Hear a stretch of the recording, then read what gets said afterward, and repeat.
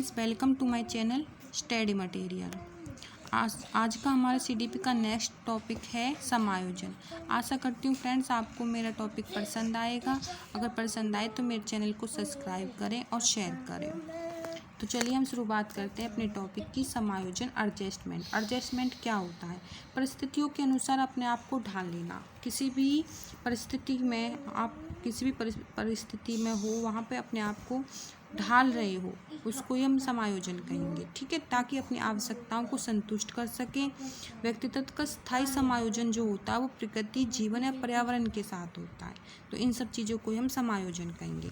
तो इसकी कुछ महत्वपूर्ण परिभाषाएं हैं। फर्स्ट परिभाषा है स्किनर ने क्या कहा था? स्किनर के अनुसार समायोजन एक अधिगम प्रक्रिया है। क्या है? एक अधिगम प्रक्रिया। किसके अनुसार? स्किनर के अनुसार। नेक्स्ट है गेट्स।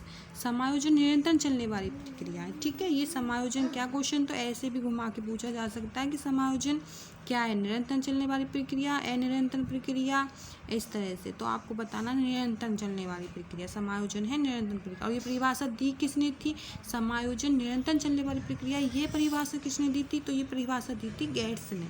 तो आपको ध्यान रखना है। जिससे प्राणी अपने व्यवहार में परिवर्तन करता है और वह अपने वातावरण के बीच अधिक संतुलित संबंध बनाता है, गेट्स के अनुसार।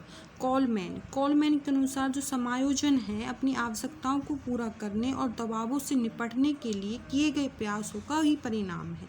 कॉलमैन के अनुसार समायोजन और अपनी आवश्यकताओं को पूरा करने और दबावों से निपटने के लिए ही किए गए जो प्रयास होते हैं, उनका ही परिणाम होता है समायोजन। ये कॉलमैन ने कहा था। कुछ समायोजन क्या होता है? ठीक है, कुछ समायोजन क्या होता है? तो इसके अंतर्गत आता है, यदि कोई व्यक्ति वातावरण में अपनी आवश्यकताओं की पूर्ति नहीं कर पाता, आवश्यकताओं की पूर्ति कर लेता, अपने आप को ढाल लेता, समायोजन कहता है। आवश्यकताओं की पूर्ति नहीं कर पाता, अपने आप को नहीं ढाल पाता, तो कुछ समायोजन का ही शिकार होता है। ठीक है, तो इसके भी कुछ इंपॉर्टेंट तत्व होते हैं कुछ समायोजन के। फर्स्ट है तनाव, कि किस तरह से कुछ समायोजन हम होते हैं। तो उसके जो पॉइंट आता, फर्स्ट पॉइंट आएगा तनाव, स्ट्रेस। जब व्यक्ति वातावरण या मांग के अनुरूप कार्य नहीं कर पाता तो वह तनाव में आ जाता है। जब व्यक्ति वातावरण और उसकी मांग के अनुरूप कार्य नहीं कर पाता तो वो चिंतित हो जाता है, तनाव में आ जाता है, स्ट्रेस ले लेता है। नेक्स्ट है द्वेष या चिंता। ठीक है, तो जब व्यक्ति वातावरण और परिस्थितियों के अनुसार अपने आप को बदल नहीं पाता तो उसे द्वेष या चिंता जागृत हो जाती है। वातावरण या परिस्थितियों के अनुसार आपको नहीं बदल पा रहा है तो वो द्वेष या चिंता उसके अंदर आ जाएगी। नेक्स्ट है दबाव। ठीक है, दबाव प्रतियोगिता के कारण होता है। किसके कारण? प्रतियोगिता के कारण। ठीक है, जैसे कि आप सीटेट का एग्ज़ाम दे रहे हैं तो वहाँ पे आप एक कंपैरिजन ही तो हो रहा है, उसमें कंपैरिजन के कारण, दबाव के कारण, आप प्रतियोगिता के कारण, तो ये सब चीज़ें दबाव आ जाएगा आपके ऊपर, आपके पेरेंट्स का, आपके घर वाले का, सोसाइटी का, तो इन सब चीज़ों का आपके ऊपर दबाव आ रहा है। कंपैरिजन में, प्रतियोगिता में, आत्मसम्मान के लिए व्यक्ति दबाव में आ जाता है। उसमें आपका आत्मसम्मान भी दांव पे लगा रहता है। अगर पेपर पास नहीं हुआ तो कैसे होगा, ये सब चीज़ें आपके ऊपर दबाव डालती हैं। तो ये दबाव होता है। कुंठा, किसी भी इच्छा में बाधा आना से उसकी उम्मीद ख़त्म हो जाए, कुंठा कहलाती है। इस तरह आप किसी पेपर के एग्ज़ाम की तैयारी कर रहे हो और आपके घर में या फिर कुछ एक्सीडेंट हो जाए या फिर कोई बीमार हो जाए, कुछ भी ऐसी चीज़ें आ जाए, बाधा आ जाए और उस टाइम पर आपको लगे कि नहीं अब तो कुछ हो ही नहीं पाएगा, उम्मीद ही ख़त्म हो जाती है कि अब टाइम ही नहीं मिल पाएगा, ये हो जाएगा, वो हो जाएगा, तो आप कुंठा आ जाएगी आपके अंदर, आप फ्रस्ट्रेशन लेने लगेंगे। ठीक है, फ्रस्ट्रेशन हो जाएंगे, आपकी जो उम्मीद है बिल्कुल ख़त्म हो जाएगी, उसे हम कुंठा कहेंगे। आपकी इच्छाओं में बाधा आ जाएगी। तो द्विविध क्या होता है? जब एक ही समय में दो शक्तियाँ जागृत हों तब व्यक्ति के अंदर द्विविध उत्पन्न हो जाता है कि दो चीज़ें हैं भाई। आप जैसे कि आपके सामने आप एग्ज़ाम दे रहे हैं, आपका सीटेट का एग्ज़ाम भी तभी आ जाए और एस्टेट का एग्ज़ाम भी आपके लिए दोनों ही मोस्ट इम्पोर्टेंट हैं। तो आप कौन से एग्ज़ाम को दें, एक ही डेट आ जाए कि आप एस्टेट दें या फिर सीटेट दें, तो उस समय आपके अंदर ये द्विविध उत्पन्न हो जाएगा। तो दो शक्तियाँ जागृत हो जाएंगी। ठीक है, तो ये हो जाएगा हमारा। नेक्स्ट है सुरक्षा युक्तियाँ। सुरक्षा युक्तियाँ क्या होंगी? सुरक्षा युक्तियाँ, डिफेंस मैकेनिज्म, ये ऐसी युक्तियाँ होती हैं जिसमें व्यक्ति विशेष परिस्थिति में अपनी चिंता और कमजोरियों से मुक्ति पाने के लिए एक अस्थायी कवच का साधन के रूप में इस्तेमाल करता है। ठीक है, इसमें ऐसी युक्तियाँ होती हैं जिसमें व्यक्ति परिस्थिति में अपनी चिंता या कमजोरियों से मुक्ति पाने के लिए एक अस्थायी कवच का साधन के रूप में इस्तेमाल करता है। उसे समायोजन करने के लिए व्यक्ति जिन रक्षात्मक युक्तियों का सहारा लेता है, जिन चीज़ों का वो सहारा लेगा, तो वह दो प्रकार की होंगी। एक तो प्रत्यक्ष विधि होगी, डायरेक्ट मेथड जिसे कहेंगे, अप्रत्यक्ष विधि इनडायरेक्ट मेथड सुरक्षा युक्तियों के अंतर्गत आएंगी।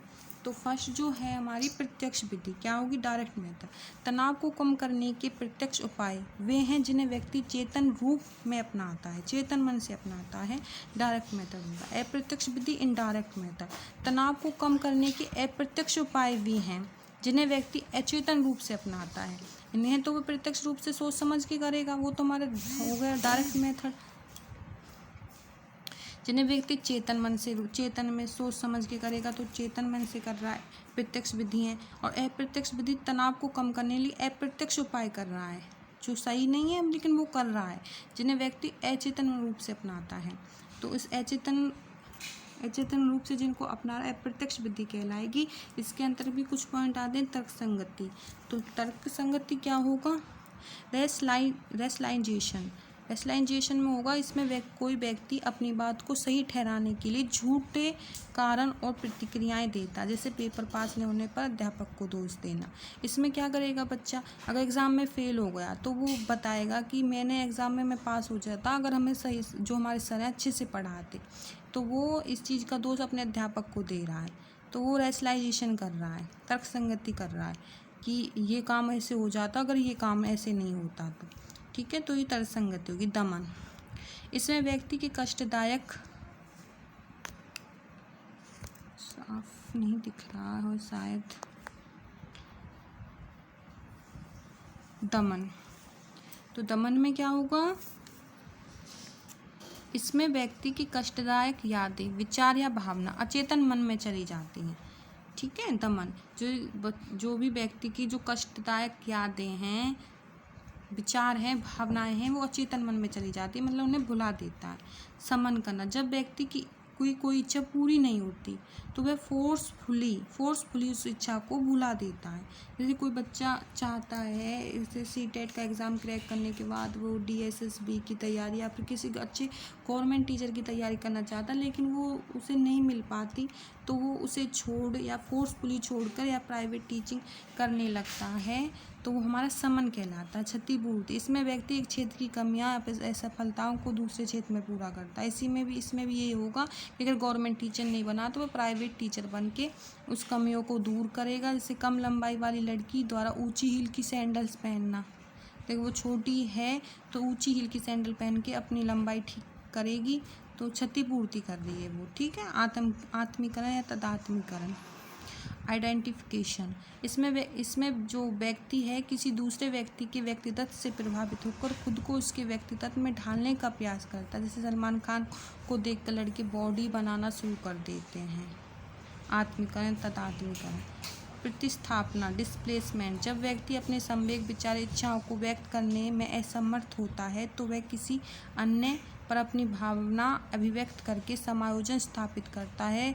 जैसे ऑफिस में बॉस की डांट पड़ने पर घर आकर बच्चों पर गुस्सा निकालना, ये प्रतिस्थापना करता है। जैसे किसी अन्य चीज़ का गुस्सा है, जो कुछ भी है, वो आके घर वालों पर निकाल देते हैं, प्रतिस्थापना करते हैं। नेक्स्ट 7 पॉइंट है प्रतिगमन। जब किसी व्यक्ति को कोई तनाव होता है तो वह उसमें बच्चे के लिए पास्ट में चला जाता है। जैसे गुस्सा आने पर बच्चों की तरह चिल्लाना, तोड़ फोड़ करना। ये छोटे बच्चे तो करते हैं ये सब चीज़ें, लेकिन बड़े बच्चे भी करते हैं। किसी चीज़ पर उन्हें गुस्सा आता है, तनाव होता है, तो वो तोड़ फोड़ करने लगते हैं, चिल्लाने लगते हैं।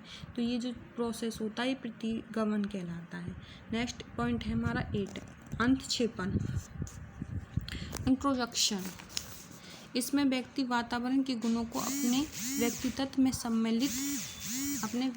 में सम्मिलित, जैसे घर वालों को दुखी देखकर खुद भी दुखी हो जाना। तो अनुक्षेपण में के अंतर्गत है। उदात्तीकरण सब्लिमेशन क्या होता है? सब्लिमेशन इसमें व्यक्ति अपने अनैतिक इच्छाओं प्रेरणाओं की संतुष्टि समाज के स्वीकृत उद्देश्यों के अनुसार करता है। जैसे बचपन में गुस्सैल बच्चे का बड़े होकर बॉक्सर बनना है। कोई बच्चा है तोड़ फोड़ करता है, मारपीट करता है, तो उसके पेरेंट्स उसको बॉक्सर बना के उसके गुस्से को अच्छा रूप दे देते हैं, उदात्तीकरण सब्लिमेशन कर देते हैं। जैसे गुस्सैल बच्चा है उसको बड़ा होकर बॉक्सर बना दिया। तो इस तरह से ये पॉइंट ख़त्म होते हैं। नेक्स्ट हमारा टॉपिक रहेगा अधिगम। Thank you friend.